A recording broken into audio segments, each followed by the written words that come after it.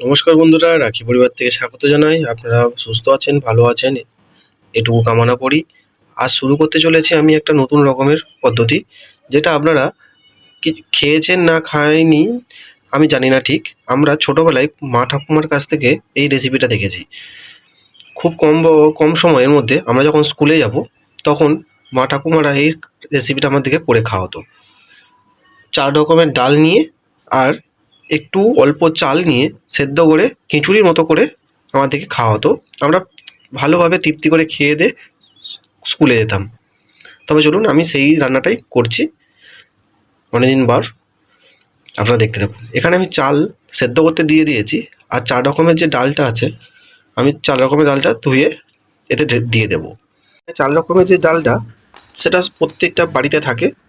এখানে 1 বাটির মতো মসুর ডাল, কাঁসারির ডাল, আর ওখানে 1 বাটির মতো মুগ ডাল, আর এখানে 1 বাটির মতো ছোলার ডাল। আমি এগুলোকে ভালোভাবে ধুয়ে নিয়েছি। এগুলোকে এক এক করে আমি সেদ্ধ করা যে চালটা আছে ওতে দিয়ে দেব।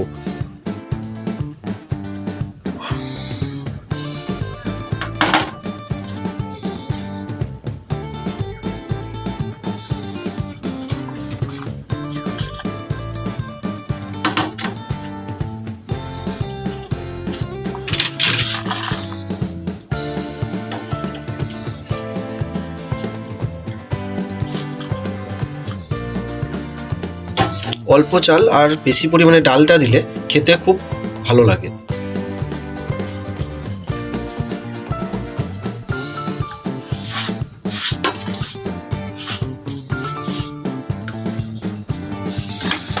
এটা ভালোভাবে মিশিয়ে ভালোভাবে সেদ্ধ করতে দেব। আমরা যখন মা ঠাকুমারা এই রেসিপিটা করে দিত, মানে খিচুড়িটা, খুব ভালোভাবে খেতাম। আমরা শুধু বলতাম যে কোথা থেকে শিখেছো, কিন্তু তারা বলতো যে তাদেরও মা ঠাকুমারা করে খাওয়াতো। কিছুটা কুচানো গাজর আমি এতে দিয়ে দেবো।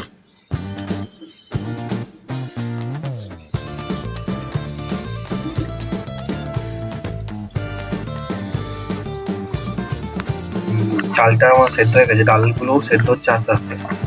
আর এর সাথে যে ছোট ছোট সয়াবিন বড়ি আমি এতে দিয়ে দেবো। এগুলো সয়াবিন বড়ি দিচ্ছি কারণ খিচুড়ি তো, খিচুড়ির সাথে সয়াবিন বড়ি, খিচুড়ি আর নানা রকমের যদি সবজি থাকে, আমি কুচানো গাজর দিয়ে দিয়েছিলাম আর কুচানো আলু দিয়ে দিয়েছি। আর কিছু বাড়িতে সবজি নেই, তাই আমি এগুলোই দিয়ে দিয়েছি। এগুলো ভালোভাবে আমি মিক্স করে নেব।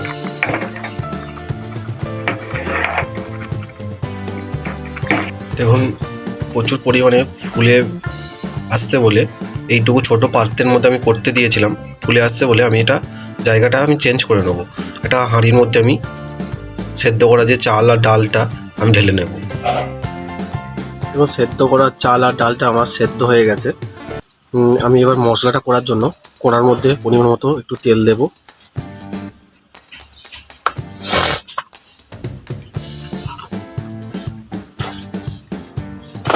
কালারের জন্য আমি স্বাদটা আনার জন্য, কালার আনার জন্য আমি এখানে 3টে বাতাসা নিয়েছি। বাতাসাগুলো দিয়ে দেব।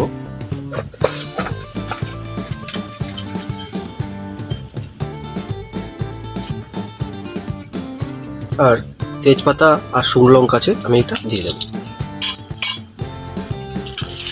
এটাকে একটু ভালোভাবে নাড়াচাড়া করে দেবো।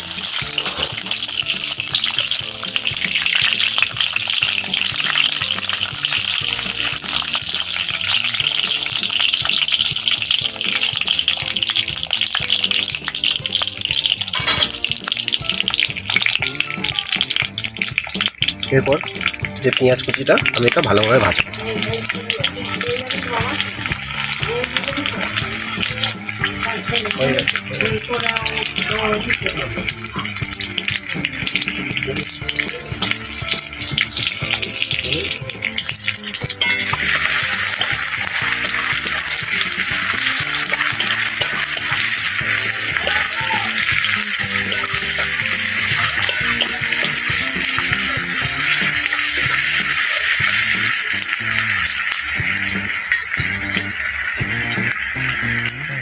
একটু পেঁয়াজটা আমি লাল লালভাবে ভেজে নেব। তারপরে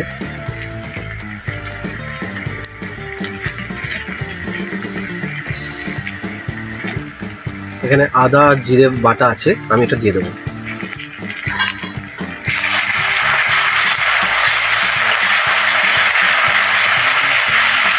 আমি তবুও পেঁয়াজ দিয়েছি, মা ঠাকুমারা আদা জিরে দিয়ে ফোড়ন দিয়ে দিতে।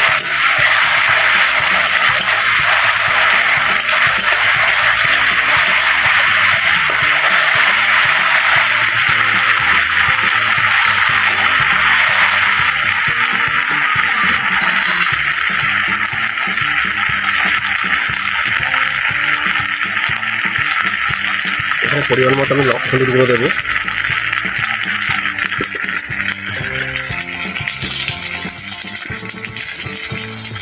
পরিমাণ মতো আমি লঙ্কা গুঁড়ো দেবো,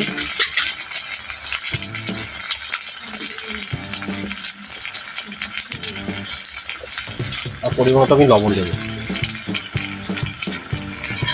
এটাকে ভালোভাবে আমি নাড়াচাড়া করে নেবো।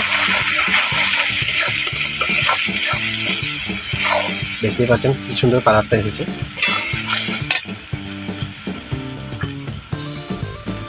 এবার পরিমাণ মতো আমি অল্প পরিমাণে জল দেবো মশলাটা কষানো।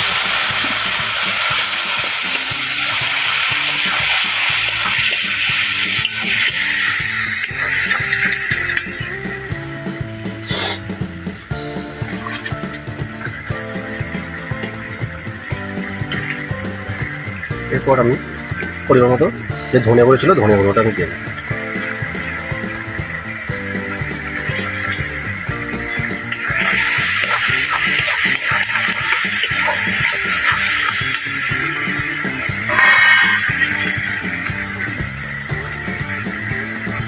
এখানে একটা গোটা কাঁচা ডিম নিয়ে নিয়েছি, আমি একটু ফাটিয়ে দেবো।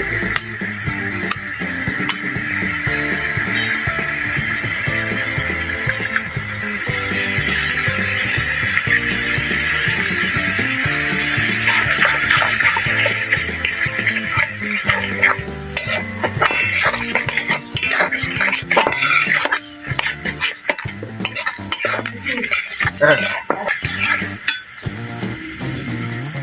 আবার একটু জল দিয়ে দেবো।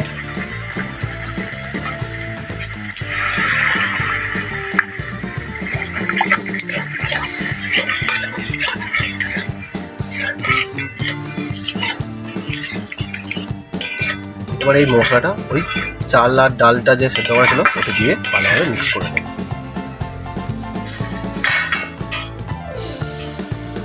কারণ পাতলা পাতলা হলে খেতে ভালো লাগে।